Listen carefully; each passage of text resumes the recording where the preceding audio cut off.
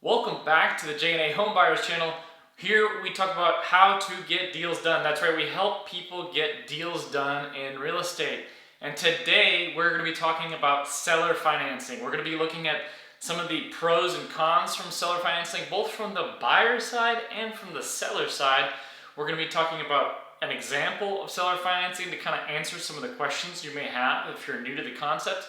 And then lastly, we're based in Texas. So we're going to be talking about how do I do a seller financing deal in Texas? What are some of the contracts I need to use? What is the process with title companies, etc., to get you started on your path to a seller financing deal? So again, answering a lot of the basic questions that we get on a regular basis. We're home buyers, as you could guess, J&A home buyers, but we have a number of realtors on our team too. So if you do have questions and you need representation, we'll get you in touch with one of them and they will help you through the process of getting your deal done.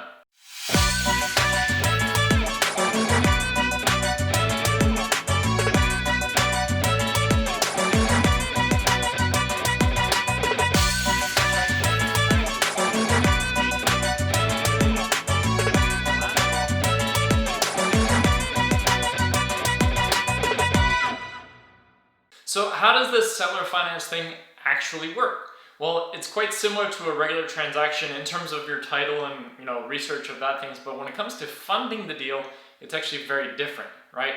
A buyer may go to a seller and say, hey, I'm wanting to purchase your house, seller financing. There are some pros and cons. We're going to get into those in just a minute, but this is how that deal would work, right? And here's an example. Here you have a buyer offering $300,000 on a property. They're going to put 10% down, let's say $30,000 cash to buy that transaction. And then they have a loan amount of $270,000, okay? Now, the seller has equity in the home built up over time and over years and paid it off, etc. So they have this $270,000 of value in their home, and they're going to basically be the bank here. Why let the bank make all the money? Let's let the seller make the money on this, make it a win for them, and get maybe a lower interest rate, which is appealing to the buyer and helps them get that deal done and make it profitable for the buyer. Win-win, right? So now you have a loan amount in this example of $270,000 and you have an interest rate of 3%, okay? And you have an amortization of 30 years, okay? So an amortization schedule is basically how do I break down that 270, and it breaks down each month what's the interest and what is the principal. In the beginning, the interest payment would be $675, and each month the interest payment would go down, but the amount paid down on the mortgage would increase, but the same monthly payment. That's how your mortgage works. You can look it up on Google later if you need that. That's standard mortgage, okay? What's different here is, unlike a lot of common 30-year loans, a seller may not want to hang on to that mortgage for a full 30 years. That's a long time to have a mortgage. So the seller may want to get their cash in a quicker time frame. And that's where we usually do something called a balloon loan, right? Which is we're going to amortize it and make the payments as if it's 30 years, but at the end of 10 years, I'm going to owe you whatever is left there. And the idea being that sometime before that 10-year mark, I'm probably going to either refinance that or pay that off cash as a buyer so that the seller has their money and they walk away with still a large sum of money, right? So that payment would be roughly, let's just say $206,000 at the end of that that 10-year period. So 205 or 206 would be where that number falls in the end, right? Now, the beauty of this is that seller has been making 3% interest this whole time. So in that 10-year period, not only did they make the 300, which is part of the payments monthly, and also this 205 that they're getting paid out here, they are also going to make an additional 71 to 72K in interest, right? So this is a really powerful tool to help sellers make more money. Again, they sold the property to the end buyer. Now they're basically the bank in this transaction, and they are getting checks coming in monthly for these interest payments, right? So now they're making $72K in the end of that 10-year period, plus the $300K that they would have got anyways. But there's a lot of other benefits to this as well. All right, so these are the top benefits that sellers get when doing a seller financing transaction. First of all, there's price. Price is actually huge here because if I am as a buyer, right, paying 3% interest versus an 8.5%, 9% interest, which I'm paying on houses today in the investment world, then I can offer a lot more money for a property, right? If I'm looking for a rental property as an example, and I needed to cash flow $200, $300 a month, well, a house that's $300,000, I might only be able to offer like $205,000 based on the rent. It really comes down a lot in terms of what I'm able to offer if I'm not using seller financing at better terms than what the bank is offering me today. Now, interest is just icing on the cake on this deal. As we talked about before, it's almost an extra $70K in interest that seller makes over that 10-year period. Again, more money in your pocket. The down payment is also great because it gives you cash in your pocket today. Taxes. There's some tax benefits to being a seller finance deal, right? When you sell a house, I can't advise you on what you're going to get taxed on and all that. It really depends with your tax person, how long you've owned it, how it's been broken down, is it investment, is it personal property, all sorts of things that go into that. But assuming you do get taxed on that property, it may not be all in 1 year. If you were to sell it clean, $300K, and walk away, you're going to get taxed on maybe a larger number. Maybe that puts you in a higher tax bracket and maybe you get taxed more. Again, having it broken down over 10 years can be a great benefit to you, keeping more money in your pocket and less money in Uncle Sam's pocket. Fast sale.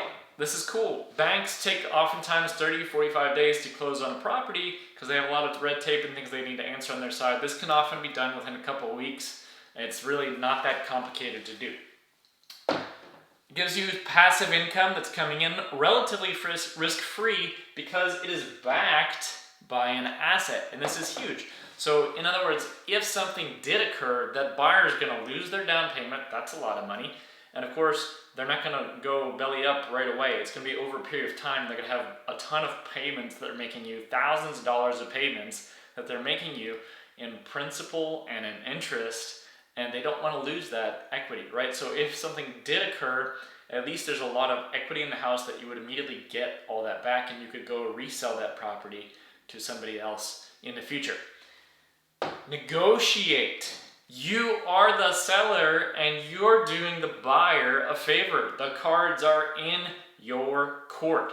Use those cards accordingly. You're helping them out. Of course, it's a big win for you, but you hold the rules and the calls ultimately on what you're willing to do in that deal. Use it to your advantage. Awesome. We talked about sellers, so what's in it for the buyers? Here's what's in it for the buyers. 1, they can do a fast close. Fantastic on both sides there. Closing fees. There's often most of the closing fees that you see in a transaction are usually bank fees. The points, the other fees, paperwork fees, etc. that they work in there, a lot of that goes away in a seller financing deal. 3rd is PMI, the mortgage premium insurance. Typically when you get a loan with a bank, they're going to make you pay that insurance premium. That's the fee that just kind of goes away in a seller finance deal. You can negotiate a better interest rate, again, helping you offer more dollars, which helps you get more deals. It's really tough market right now, 2023, to find deals and make it work, both on the seller side and the buyer side. So if I can go in there and offer more money on a purchase than the competitors, it's going to help me get more things done. It's going to help the seller make more money. This is a win-win. Why does the bank have to make the money here?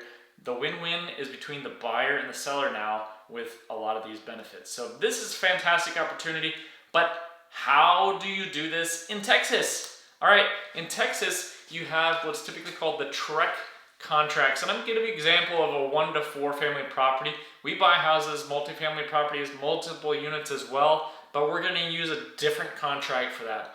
TREC has what's called promulgated contracts, and those are essentially like pre-written templates for contracts that are written by the state of Texas, so they're both for the seller and the buyer. They handle a lot of the common, maybe you could say grievances or fights that occur in courts. They're mapped out to make sure it's fair on both sides, right? You'll notice in section 3, now that it's currently section 3, these things are updated all the time, so check for your current contract what it is, but it's going to look something like this. It's going to have your purchase price there at the bottom, and then it's going to have your cash to close, and then what are you financing, and then how are you financing is just a checkbox that you check. And in the check contract, you would check the seller financing addendum, which means that the contract has multiple terms of the sale, and the addendum will be attached to that contract explaining how the terms of the seller financing will go. So you'll go to TREC again. The website has all these forms out there for anybody to get there. You don't need to be a realtor to have access to these forms. And you can download the seller financing addendum, read through it, and fill it out. Now, we always recommend that you have a lawyer read it over or a realtor read it over that has done this before. It's important that you're getting good advice, that you're not signing a contract that you don't understand what it means. Make sure that you get the guidance you need, but this is where you go, take a read through it, and if you're familiar with a lot of the real estate terms, it's pretty straightforward. So let's talk about, does this make sense for me, right? If you're a seller, these are kind of the 3 questions that I would recommend you ask yourself. One is, does a seller financing deal meet my financial objectives, right? And that's only a question that you can answer or your financial advisor can answer. Number 2 is, do I actually trust the person making this offer? Are they going to make that payment or not? Or do they have a legitimate business or not? And number 3 is, if you're selling to an investor, you need to make sure that they're going to make money in this deal too. If they don't have a plan and it's not clear how they're making money, then you might get stuck with a foreclosure, which is just a pain. You don't want to deal with the paperwork. Of course, lawyers have all this templated out. It's not anything overly complicated, but it's just less headache if you have a clear path to them making money. So typically what J&A Homebuyers does is we're going to invite either the seller or the seller's realtor out to a coffee. We'll ask, hey, can we sit down, have a coffee? I'd like to walk you through my offer and explain it to you. And again, just get to know you as a person. Once you have a good feeling with that seller and an understanding of how you work together, how you're making money, and we lay that out, like, hey, this is how we plan to make money with this property and give you the top dollar, it becomes clear that it's a win-win and you can take that next step. So if you're an investor looking to do this and apply this to your business, that personal touch really takes you a long way in helping you make that connection with sellers and making sure that they know that they can trust you and that you're going to pull through. So hope this helps you a lot. If you have any questions, reach out to us on our website, jabuyhomes.com, or call us and we will be in touch with you. One of our team members will help you answer any questions you may have.